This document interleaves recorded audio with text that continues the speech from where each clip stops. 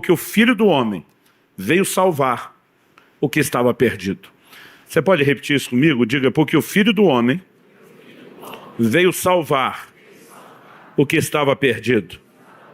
Então, quando olhamos para as Escrituras, nós percebemos essa ênfase, né? Na verdade, eu gosto de dizer, quando encontramos na Bíblia muita repetição, normalmente um assunto ele é tirado daquele patamar de algo que é meramente informativo e ele passa para esse lugar de ênfase. Então, se tem um texto do Evangelho de Mateus, quero citar outro do Evangelho de Marcos. Marcos 10:45 diz, pois o próprio Filho do Homem não veio para ser servido, mas para servir e dar sua vida em resgate por muitos.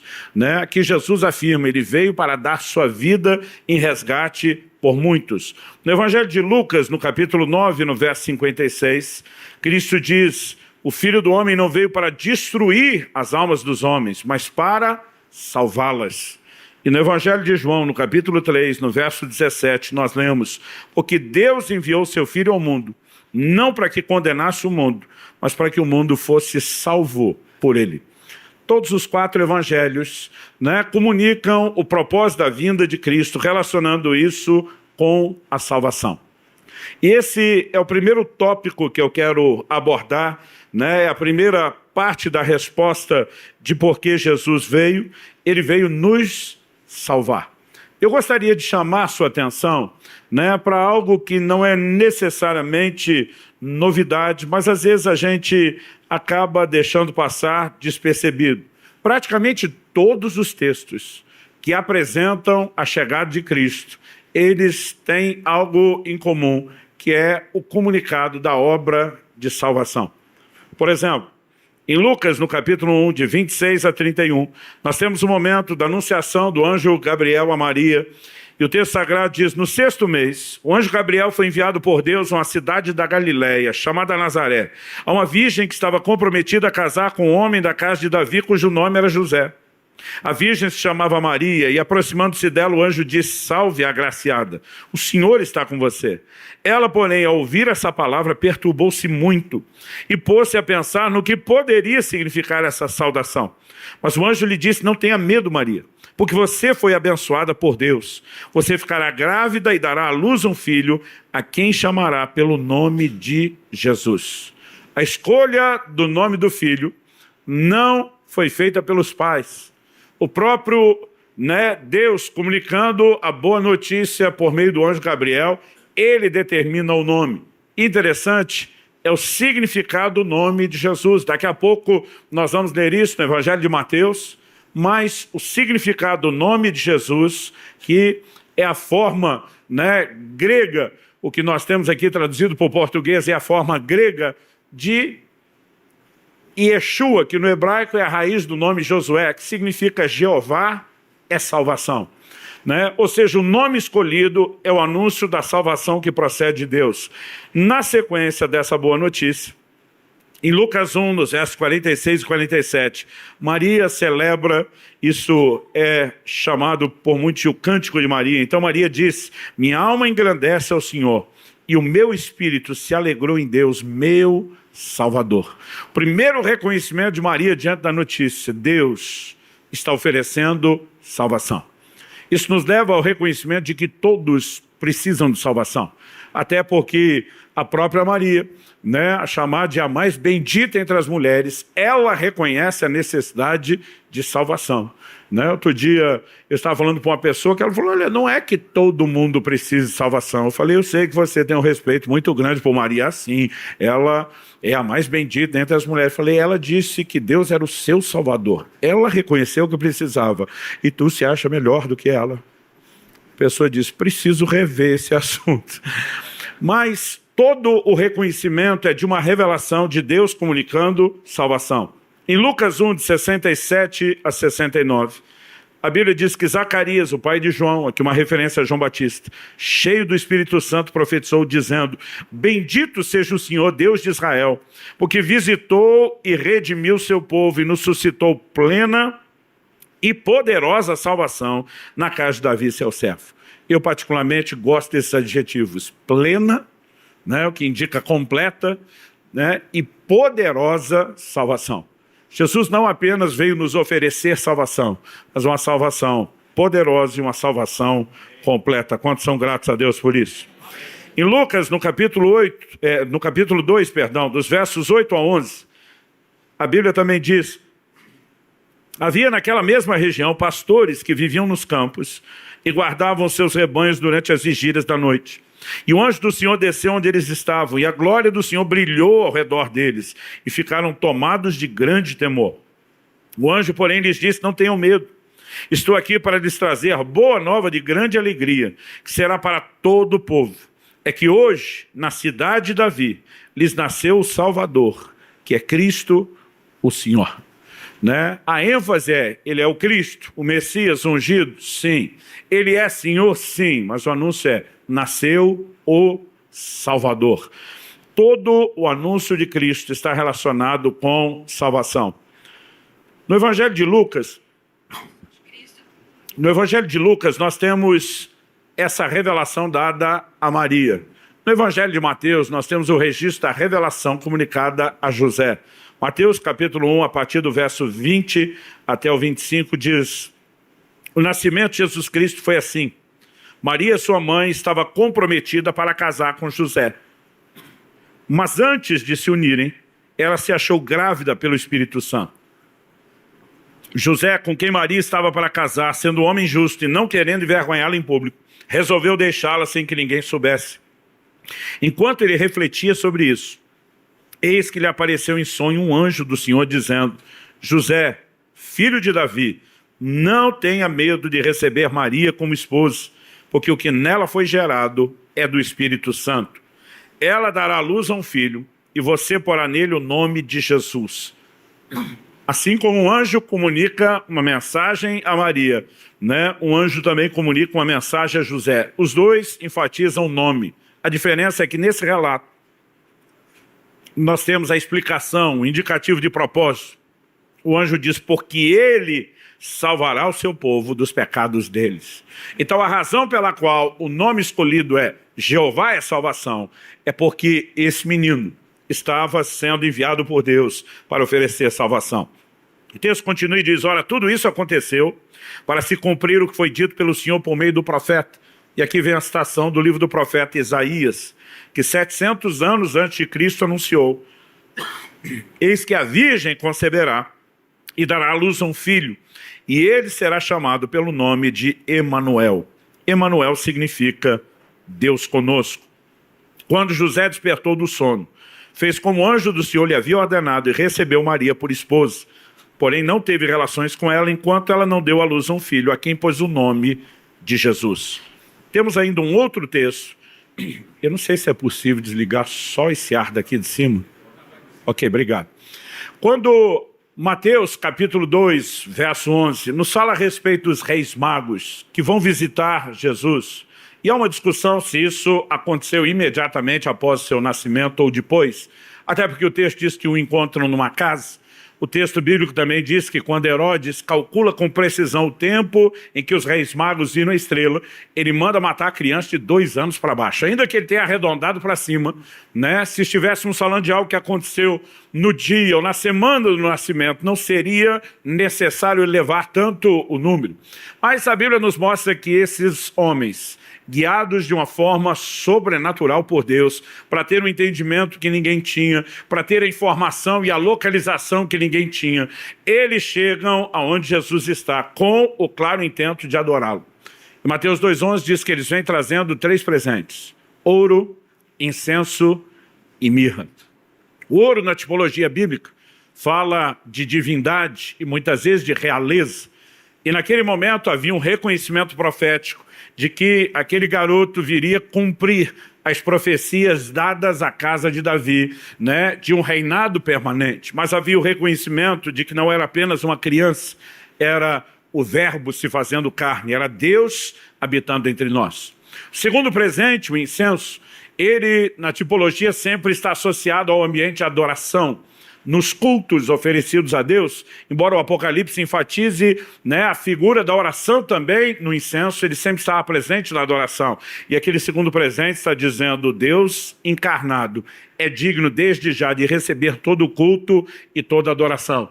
Mas o terceiro presente, a mirra, é aquilo que talvez menos se fale ou se explique.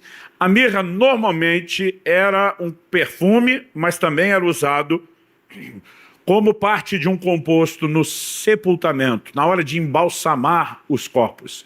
Por exemplo, João 19, nos versos 39 e 40, diz assim: Nicodemos, aquele que anteriormente tinha ido falar com Jesus à noite, também foi levando cerca de 35 quilos de um composto de mirra e aloés. Tomaram, pois, o corpo de Jesus e o envolveram em lençóis com os óleos aromáticos, como é costume entre os judeus, na preparação para o sepultamento. A mesma mirra seria usada depois na preparação do corpo de Jesus para o sepultamento. E aqueles magos estavam anunciando: a única razão pela qual o Verbo se fez carne é para morrer por nós. Ele veio para ser o nosso sacrifício. Ontem estávamos com as famílias reunidas para o Natal. Eu lembro que o pastor Eibe fez um comentário, né? Podemos dizer que o evento mais importante que nós temos na pessoa de Cristo é sua morte e ressurreição, que consuma a nossa salvação. Eu já nem deixei de terminar o discurso e me meti no meio dizendo: mas nada disso teria acontecido sem a encarnação. Né? Nós precisamos entender que isso é chamado por Paulo, quando escreve a Timóteo, de um mistério da piedade.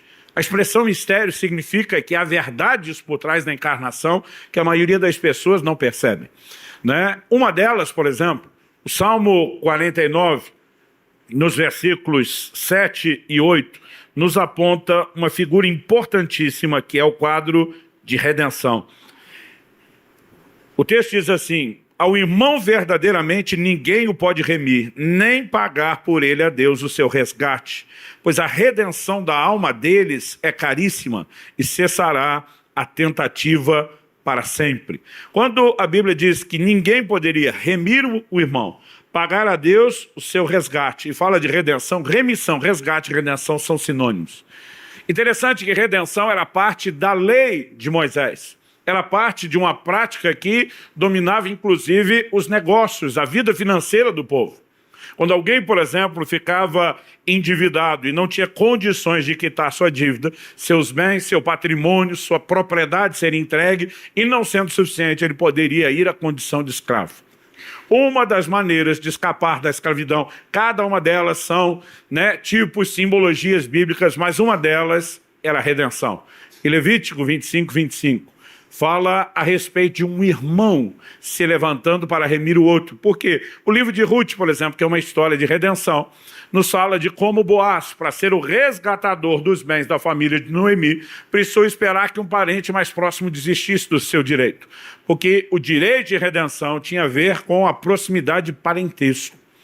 E o que muitas vezes nós não paramos para pensar é que desde o Velho Testamento Deus já anunciava: ninguém tem condição de remir o seu irmão. Ninguém pode dar o resgate a Deus, porque a Bíblia diz que todos pecaram e destituídos estão da glória de Deus. Então a Bíblia diz em Romanos 8,3 que Deus enviou seu Filho em semelhança de carne pecaminosa. Ele não vem com a natureza pecaminosa que nós temos, mas ele precisa vir num corpo parecido. Por quê?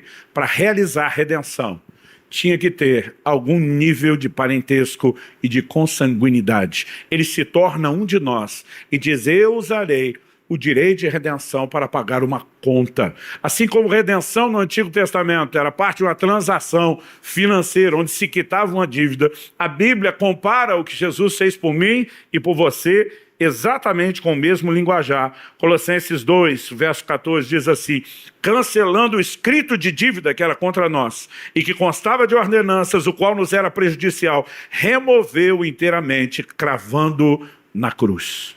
Ele se torna, isso é parte do mistério da piedade, o nosso Redentor por direito. Ele vem para pagar uma dívida, ele vem para resolver o problema do pecado. Então, nós precisamos reconhecer que nesse pacote uma salvação plena, que é completa, que tem tantos tipos de bênçãos, nós não podemos esquecer que a essência, o centro de tudo, é a nossa salvação.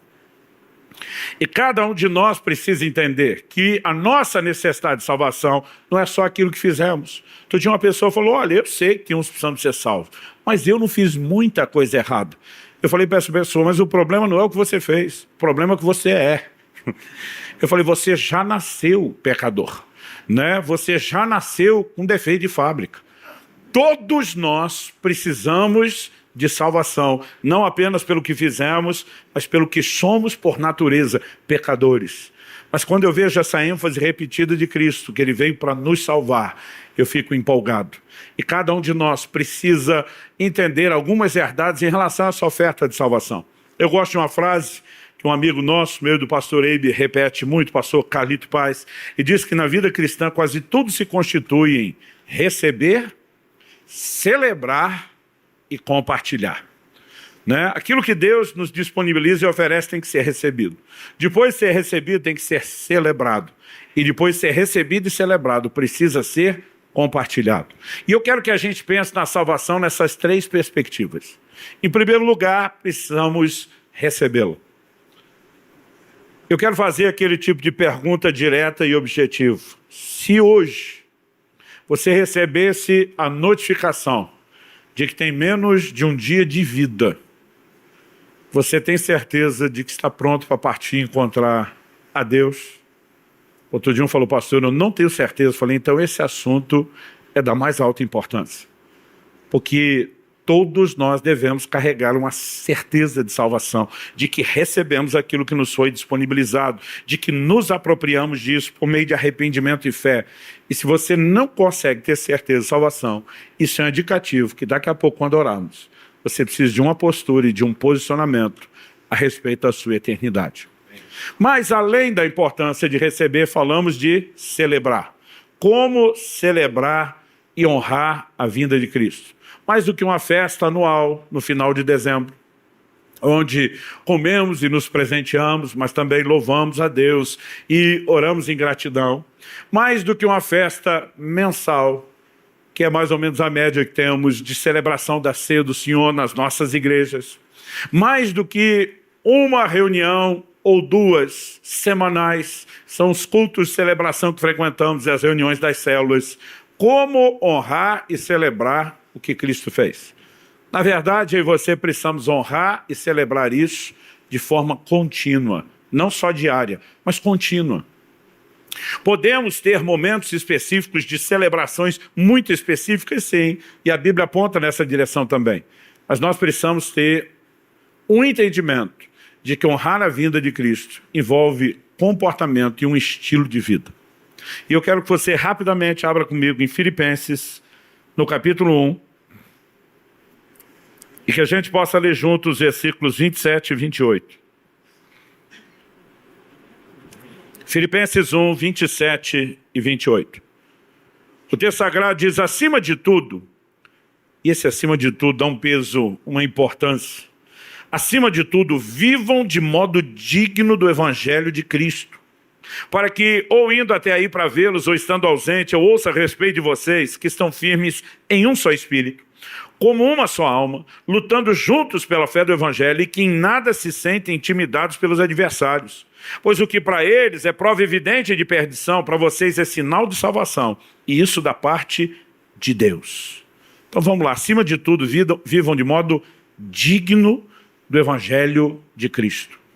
Aqui ele está falando de dignidade. Dignidade no contexto de salvação não tem a ver com você apresentar dignidade própria, porque salvação não é merecimento. Um dos significados de graça é favor e merecido. E Efésios 2, 8 e 9 diz, pela graça sois salvos, mediante a fé, isso não vem de vós, é um dom de Deus, não vem das obras, para que ninguém se glorie. Então, se não é de obras, para que ninguém tenha que se gloriar, não há mérito nisso.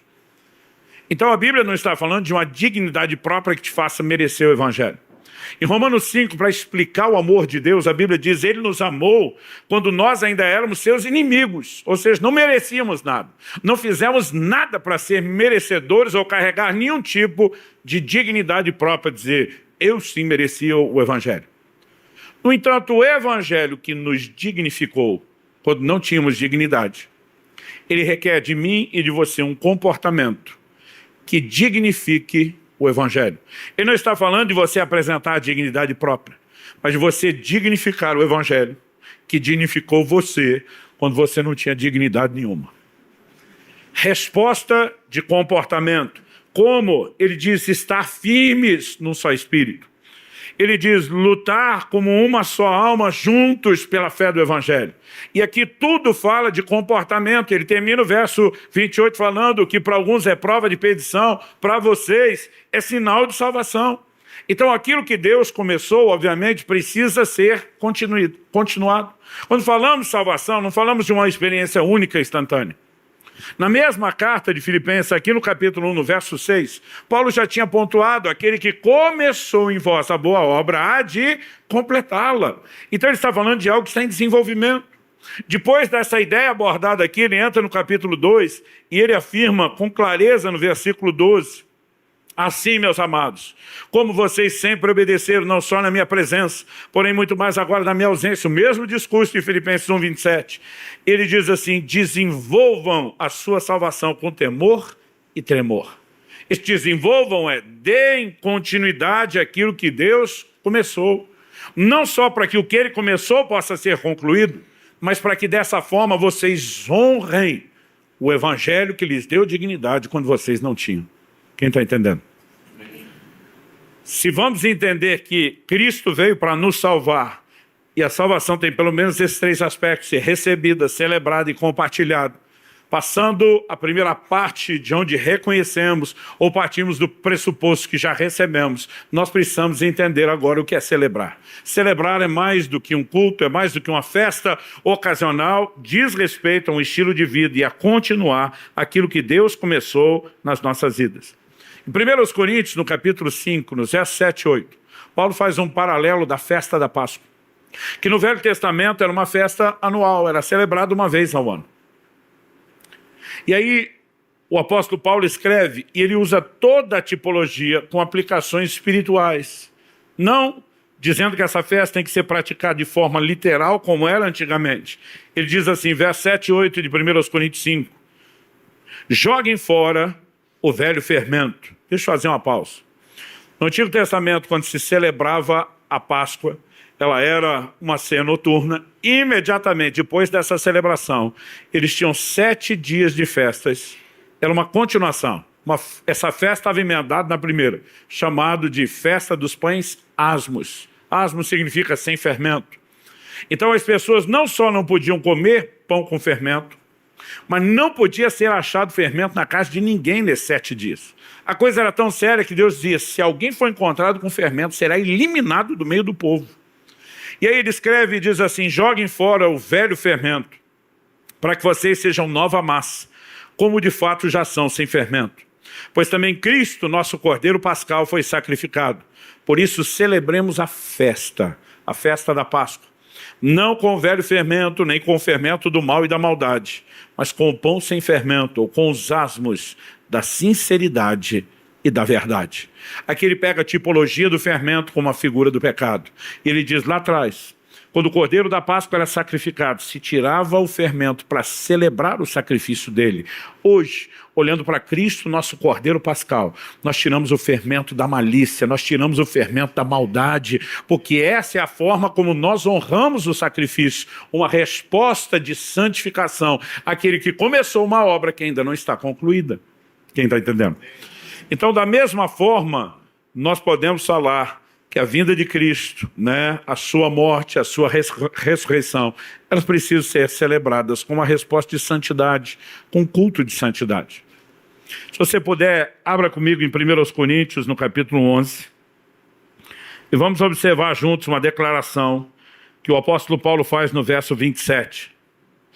Ele está falando da ceia do Senhor, e ele afirma, por isso aquele que comer o pão, ou beber o cálice do Senhor indignamente, vamos voltar no assunto de dignidade, será réu do corpo e do sangue do Senhor.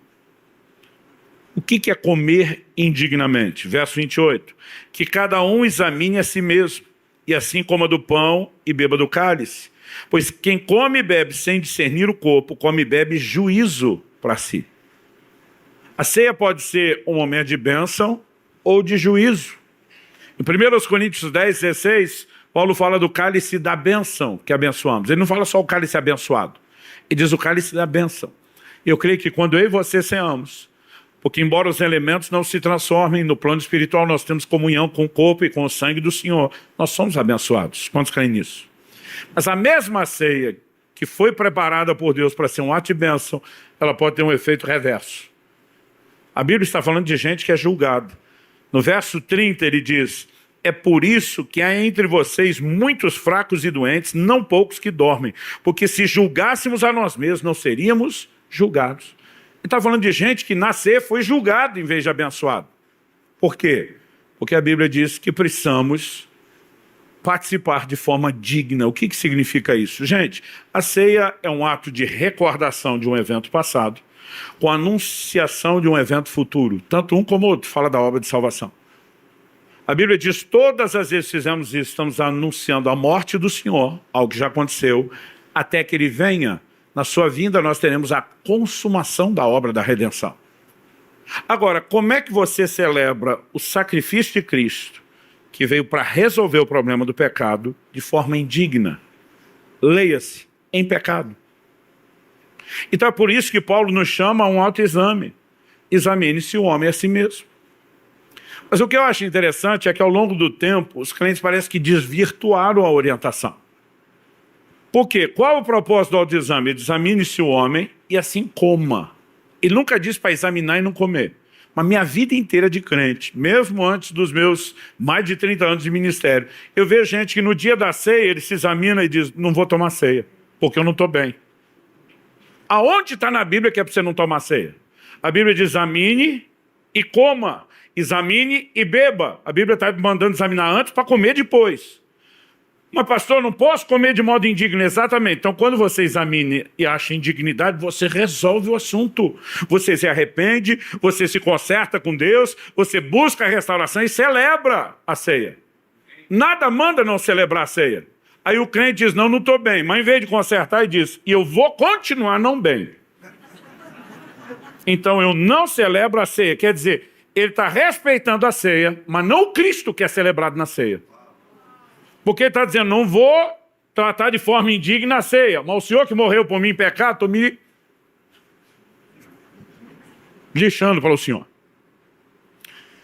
Esse ato de dizer, vou respeitar a ceia e não tomá-la, me perdoe a honestidade, para me cuspir na cara do Senhor.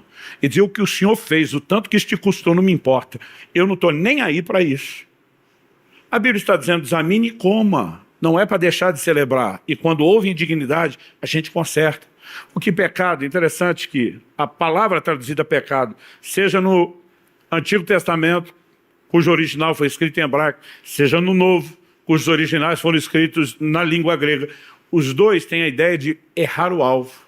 Pecado na vida do crente é acidente, é desvio de percurso que se corrige. Que nem quando você está usando o GPS e saiu fora da rota, ele vai lá corrigir a rota, né? É algo que se corrige. Então, pecado não é algo no qual a gente permanece. Se houve queda, se houve tropeço, o mais rápido possível se arrepende, se busca a restauração, se conserta. Agora, honestamente, eu não consigo entender alguém que pecou e diz, não, eu não vou profanar a ceia. Mas e Jesus? Jesus eu vou continuar profanando e eu continuo em pecado. Qual o sentido disso?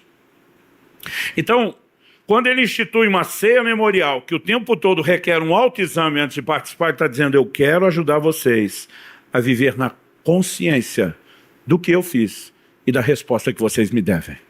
Quem está entendendo? Quando a gente começa a perceber essas verdades, nós vamos compreender um tipo de entendimento e de consciência que deve nortear a nossa vida. Em 2 Coríntios, no capítulo 5, nos versos 14 e 15, o apóstolo Paulo diz, pois o amor de Cristo nos constrange, julgando nós isso. Um morreu por todos, logo todos morreram. E os que agora vivem, por causa da morte dele, não devem mais viver para si, mas para aquele que por eles morreu e ressuscitou. Quando a Bíblia fala de um amor que constrange, a gente entende que Deus nos amou tanto, fez tanto, que isso gera um sentimento que nos coloca numa posição de dizer, eu preciso honrar e corresponder a Deus. eu não posso não agir à altura daquilo que foi feito por mim. Quem está entendendo, diga amém. Então, receber a salvação, o primeiro passo. Celebrar a segunda, mais do que um culto anual, do que uma ceia mensal, do que reuniões semanais. Há um estilo de vida diário, há um culto de santidade que honra a vinda dele e que continua o que ele começou. Mas em terceiro e último lugar, nós precisamos reconhecer quando a Bíblia diz que ele veio nos salvar. Ele não veio apenas oferecer salvação para nós como indivíduos. Em 1 Timóteo, no capítulo 2, no verso 4, a Bíblia diz que Deus deseja que todos se salvem. Essa oferta de salvação, ela está à disposição de todos os seres humanos. E aqueles de nós que já fomos alcançados por Deus, não devemos apenas celebrar o fato de que estamos dentro quando muitos estão fora. Devemos entender que Ele nos concedeu, junto com o privilégio da nossa inclusão, a responsabilidade de cooperar com Ele para que outros sejam salvos. Uma das primeiras palavras que Pedro, que foi um dos grandes líderes da igreja, teve. Lucas capítulo 5, ele está naquele barco onde Jesus opera a pesca milagrosa. E ele, quando percebe na presença de quem está, ele olha para Jesus assustado e diz: afasta-te de mim que eu sou um homem pecador. Sabe o que Jesus diz naquele instante? Ele diz: eu vou fazer de você um pescador de homens. No momento que ele está reconhecendo que precisa da sua salvação como pecador, e diz: meu plano não é só salvar você, eu quero que você coopere comigo, para que do mesmo jeito nós enchemos essa rede, fizemos um arrastão de peixe, você seja um instrumento meu, coopere comigo, para a gente fazer um arrastão de almas, para a gente trazer muitos para serem incluídos na experiência que você está tendo. Quem está entendendo isso? Paulo tem um encontro com Cristo, está lá trancado 3 dias sem comer nem beber, em oração, e a Bíblia diz que o Senhor aparece a Ananias e diz: eu quero que você vá lá dizer para ele que eu escolhi para ser minha testemunha, não só diante de reis, mas diante de gentios. Me parece que quanto mais cedo alguém entende que a salvação não é só para ele, mas que ele está sendo chamado para cooperar com Deus para salvar outros, maior a dinâmica de frutificação que ele terá. Todos nós temos sido chamados não apenas a desfrutar no nível pessoal da salvação, mas a cooperar com Deus para que muitos outros possam ser incluídos. E 2 Coríntios, no capítulo 5, eu quero ler do verso 18 ao 20. A Bíblia diz assim: ora, tudo isso provém de Deus, que nos reconciliou consigo mesmo por meio de Cristo. Quantos são gratos pela reconciliação em Cristo? Mas o texto não para aí, diz assim: nos reconciliou consigo mesmo por meio de Cristo e, agora vem a adição, nos deu o ministério da reconciliação. Nós não fomos apenas reconciliados, nós somos reconciliados para reconciliar outros que ainda não desfrutaram da reconciliação que nós já estamos desfrutando. O texto diz: a saber, ele nos deu o ministério da reconciliação, a saber que Deus estava em Cristo reconciliando consigo o mundo, não levando em conta os pecados dos seres humanos e nos confiando a palavra da reconciliação. Como o ministério da reconciliação funciona, não é só com oração, intercessão, mas com pregação. Ele nos confiou a palavra da reconciliação. Portanto, somos embaixadores em nome de Cristo, como se Deus exortasse por meio de nós. Em nome de Cristo, pois, pedimos que vocês se reconciliem com Deus. Somos embaixadores. Gente, isso é top demais. Ou seja, nós somos seus representantes. O embaixador do Brasil em outra nação, ele não é apenas um funcionário público. Ele é um representante da nossa pátria em outro lugar. Ele fala pela nação. Quando a Bíblia diz que vocês somos embaixadores de Cristo, está dizendo: nós somos seus representantes, seus porta-vozes. E quando nós pregamos em nome dele, como seus representantes, é como se fosse ele pregando. Jesus, na grande comissão, diz que nós temos que expulsar demônios em seu nome, curar enfermos em seu nome. Mas Paulo está dizendo que nós pregamos em seu nome, ou seja, em seu lugar. Como se ele mesmo fizesse, como seus representantes. Quando nós começamos a entender isso, nós percebemos que a salvação envolve um grande privilégio de ser alcançado, mas envolve a responsabilidade de compartilhar com outros aquilo que nos alcançou. Aliás, nós chamamos a ordenança de Jesus, Mateus 28, 19, portanto vão, façam discípulos de todas as nações, batizando-os em nome do Pai, do Filho e do Espírito Santo. Marcos 16, 15, disse-lhes, vão por todo mundo, preguem o evangelho a toda criatura. Nós chamamos isso de a grande comissão. Mas na cabeça de alguns, no entendimento doutrinário de alguns crentes, parece a grande sugestão. Que eles não agem como se receberam uma ordem. Eles agem quase como se Jesus tivesse dado um hashtag fica a dica. Ou tipo assim, ó, se uma hora dessa você estiver livre, fazendo nada, totalmente desocupado, quiser me ajudar, mas sem pressão nenhuma, ganha uma alma ou outra. E na prática nós transformamos isso na grande omissão. Porque generalizando, a maioria dos crentes não compartilha a sua fé. E o que nós muitas vezes não entendemos, que isso não é só falta de uma resposta ao que Jesus veio fazer, como é um ato deliberado de desobediência. Tiago, capítulo 4, no verso 17, diz, portanto, aquele que sabe que deve fazer o bem e não faz, a Bíblia diz, nisso está pecando. Pecado não é só fazer o que nos foi proibido fazer, que é a coisa errada. É deixar de fazer o que nos foi mandado fazer. É a negligência da coisa certa. A Bíblia define pecado como a transgressão da lei. Então não importa se eu estou fazendo o que não devo ou deixando de fazer o que devo. Isso é pecado. Então, se alguém sabe deve fazer o bem e não faz pecado. Um exemplo de um pecado de omissão e negligência. Alguém passando fome. Está ao seu alcance repartir alimento. E você deliberadamente não faz, peca. Agora, sem desmerecer esse tipo de ajuda, que é muito importante e parte do estilo de vida cristão, qual o maior bem que eu e você podemos fazer a alguém? Compartilhar a salvação eterna da sua alma. A pergunta é, por que não fazemos? Eu, nos meus anos de pastorado, eu ouço todo tipo de desculpa. Outro dia um falou, não, pastor, é que assim, eu não sou bom nesse negócio de pregar. Sabe, eu não falo bem, eu não sou eloquente, eu não convenço, eu não... Outro dia eu olhei para um e falei, eu quero falar duas coisas em cima do que você está me dizendo. Primeiro, se você não é bom para falar, e você acha que alguns é que tem o dom, o chamado e receberam de Deus, então você poderia estar trazendo essas pessoas para nos ouvir. Você, ele estava dizendo, o senhor tem o dom, eu não tenho. Falei, traz para mim. Se você sempre não dá conta de falar, traz para mim. Mas tu nunca trouxe um convidado na igreja. Eu falei, João capítulo 4. A mulher samaritana que Jesus encontra lá em Sicar, junto ao poço de Jacó. Quando Jesus revela a vida dela, ela sai fazendo um alarde para a cidade. Vinham ver um homem que falou tudo quanto eu tenho feito. E a Bíblia diz que ela arrastou a cidade inteira. Aí o povo vai lá, começa a ouvir Jesus. Agora eles viram para ela e dizem, já não é mais pelo que você falou que nós cremos. Agora é pelo que ouvimos dele. Ou seja, a mulher não tinha muito poder de fogo para convencer. Mas os levou para ouvir diretamente Jesus. E agora estão dizendo, por causa do que ele está falando, nós cremos. Não é por causa do que você falou, não. Eu falei, se você não der conta de convencê-los, traz para mim. Eu falei, mas nem isso tu faz. Eu falei, segundo, em 1 de Pedro 3,15, a Bíblia diz que nós devemos estar sempre preparados para saber responder a qualquer um que indagar a respeito da razão da esperança que é em nós. Sempre preparado. Eu falei, criatura, você além de não falar de Jesus de forma ativa, tomar iniciativa, você não evangeliza nem da forma passiva. Qual é a forma passiva? É quando alguém vem te perguntar. Aquele cara está pedindo, está implorando por uma explicação. Eu falei, tu engasga até quando o cara está pronto pedindo, me ajuda. Não, mas é que eu não estou preparado. Eu falei, esse é o ponto. A Bíblia diz que você tem que estar preparado, é sua responsabilidade. Por que é que você não se preparou?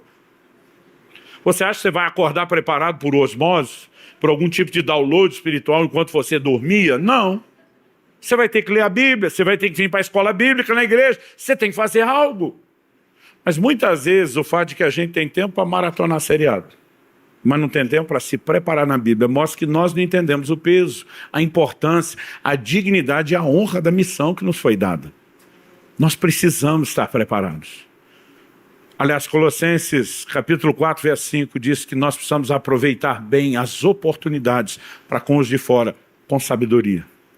O tempo todo nós temos chances, nem sempre de colher. A Bíblia diz um que planta, outro é o que rega, outro é o que colhe. Quem dá o crescimento é Deus. Às vezes você vai lançar uma semente que outro vai regar. que por sua vez outro vai colher. Como muitas vezes nós podemos colher o que outros plantaram e regaram. Eu não sei como é que Deus vai dividir o galardão, porque todo mundo tem parte. Tenho certeza que Ele tem uma forma justa de dividir o galardão, mas todos nós podemos cooperar. Às vezes você não tem chance de convencer alguém, mas no livro de Isaías Deus diz: minha palavra não voltará para mim vazia. Às vezes uma semente lançada pode trabalhar a consciência de alguém muito tempo antes dela produzir resultado, e nós podemos cooperar com Deus. Outro dia um falou assim para mim: não, pastor, eu travo, eu não consigo falar. Falei: mas pelo menos você ora por essas pessoas? Já que você não consegue falar, pelo menos você ora pela conversão deles? Também não. Falei: seu problema não é só incapacidade de falar, é incapacidade de empatia com a perdição deles. Eu falei: não é possível que você não consiga ter nenhum nível de resposta, a menos que você não tenha entendido a dignidade do projeto. Então eu não vim aqui te apontar o dedo nem jogar pedra em você. Assim como no GPS, quando erramos a rota, ele propõe uma correção. Deus, que nos ama o tempo todo, está nos chamando a ajustar e a corrigir algo. E eu gostaria que nesse dia, onde nós estamos dizendo: Senhor, muito obrigado, porque o Senhor, o Verbo, se fez carne, porque subsistindo na forma de Deus, o Senhor não teve o ser igual a Deus como algo ao qual deveria se prender, mas esvaziou-se a si mesmo, assumiu a forma humana, e como homem foi obediente até a morte, morte de cruz, tudo isso para a nossa salvação. Que nós possamos também, não só receber, que nós possamos celebrar, honrando a sua vinda, e que nós possamos compartilhar, nos mobilizando para ser esse exército que coopera com Deus na salvação de almas, evangelizando e discipulando aqueles que nós ganhamos. Essa é a forma de honrarmos a Cristo pelo fato de Ele ter vindo nos oferecer tão grande salvação. Como Paulo escreveu aos Filipenses: eu não canso de vos dizer as mesmas coisas. Algumas verdades, elas não são, frutíferas, elas não dão resultados porque são faladas uma única vez. A gente tem que bater na mesma tecla para gerar consciência, para mudar e produzir hábitos e comportamentos novos. Existe algum pai ou mãe aqui que conseguiu a façanha de fazer seu filho arrumar a cama tendo falado isso uma única vez para ele na vida? Não. Mas normalmente, porque nós, os pais, ficamos batendo na tecla, a gente consegue que eles entendam, absorvam, entendam que estão sendo empurrados e não só incentivados a fazer algo. E muitas vezes nós precisamos entender que a Bíblia não age conosco de forma diferente na nossa educação cristã. Hebreus 2, importa que nos apeguemos com mais firmeza às verdades ouvidas. Não venha aqui hoje com a intenção de comunicar algo que você não saiba, mas de te lembrar aquilo que você já sabe e precisa viver da forma mais intensa possível. E eu espero que de alguma forma a capacidade de remoer, de repassar essas verdades possa te ajudar e te despertar de alguma forma a expressar a gratidão. Que nesse balanço de fim de ano, quando a gente começa a rever a forma como viveu, estabelecer as resoluções do próximo, que você seja decidido a não apenas receber sua salvação, mas a celebrá-la e a compartilhá-la em nome de Jesus. Amém? Você recebe essa palavra? Clique e veja mais vídeos como esse.